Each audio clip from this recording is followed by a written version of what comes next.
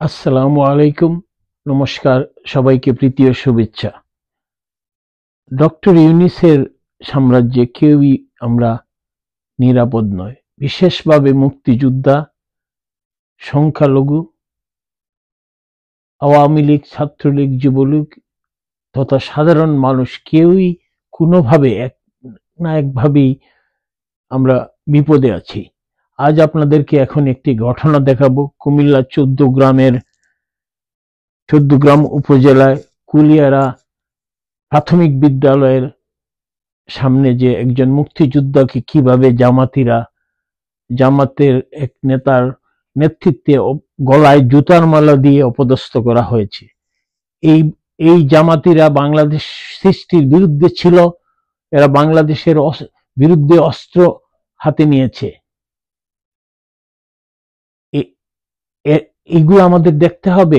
সবই সম্ভব হয়েছে এই ইউনূসের রাজত্বে। সে নিজে একজন স্বাধীনতা বিরোধী, আর যারা মুক্তিযুদ্ধ করেছে তাদের প্রতি তার ক্ষোভ।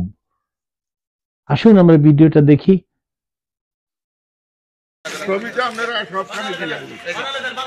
পুরা গ্রামের মানুষের কাছে মাপ চাইতে নেবেন নি আপনি একজন এখন আপনি এই এলাকা থেকে চলে যাবেন না? কোন দিন আমরা চলে যাব? কোন দিন বাইতো না না না না না চলে যান, গানে ছাইয়েন না না, আমরা বলতে না না আমরা চলে যান আমরা বাইতে দেখতেছি না না আমরা দেখতেছি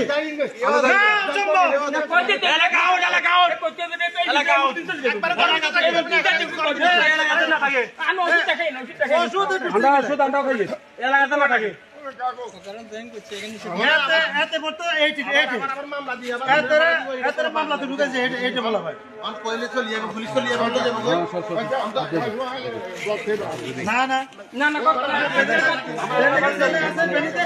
আপনি এই যে গত 10 বছর যেখানে ছিলেন, 8 বছর ওখানে দেখতে চলে যান। আওয়ামী লীগের আমলে তো আপনি ছিলেন না।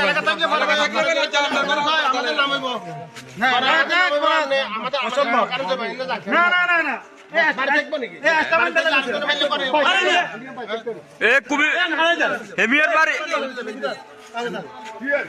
যে উনার এলাকা থাকবে না, পুরো কুমিল্লার বাইরে এলাকা না, কুমিল্লার বাইরে, পুরো কুমিল্লার বাইরে।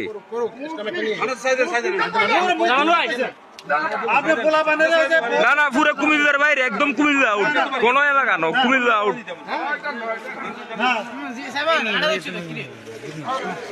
সোশ্যাল মিডিয়ায় বীর মুক্তিযোদ্ধা আব্দুল হাই কানুকে জুতার মালা পরানোর ঘটনা ইতিমধ্যে ভাইরাল হয়ে গেছে।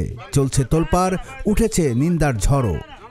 ঘটনা রবিবার দুপুরের। ঘটনাস্থল কুমিল্লার ১৪গ্রাম উপজেলার কুলিয়ারা সরকারি প্রাথমিক বিদ্যালয়।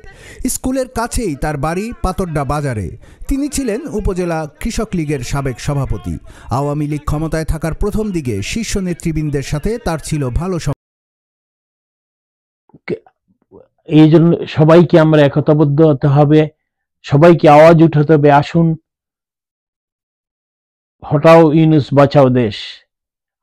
ছাড়া অভিভাবক হারা রাষ্ট্র এখন ক্ষমতা ছাড়া, যাদের হাতে আছে টেম্পোরারি। তুইও পাবলিক, আমিও পাবলিক, লাফাইস না। তবে লাফাইয়া একটা বালাকাম করছ, তোর একটা ধন্যবাদ, তোরারে ধন্যবাদ যে তোরার আসল চরিত্রটা মানুষের সামনে, তোরারে ক্ষমতা দেওয়ানোর আগেই তোরা মানুষের সামনে নিজেকে আসল চরিত্র দেখাই দিছ। মানুষ এখন বুঝছে তোমরা রাতে ক্ষমতা দিলে মানুষের ঘরে ডুইকা ডাহাতি করবা, কিছু কইতে পারতো না। আপনি যদি ক্ষমতাবান হতে চান, আপনি ক্ষমতায় যদি যেতে চান, আপনার উপর দায়িত্ব হলো দেশের হিন্দু, বৌদ্ধ, খ্রিস্টান, ইহুদি, মুসলমান যত ধরনের মানুষ আছে সবার নিরাপত্তা নিশ্চিত করতে হবে। আমার সোনার বাংলাদেশ, ভালো থাকবেন, ধন্যবাদ।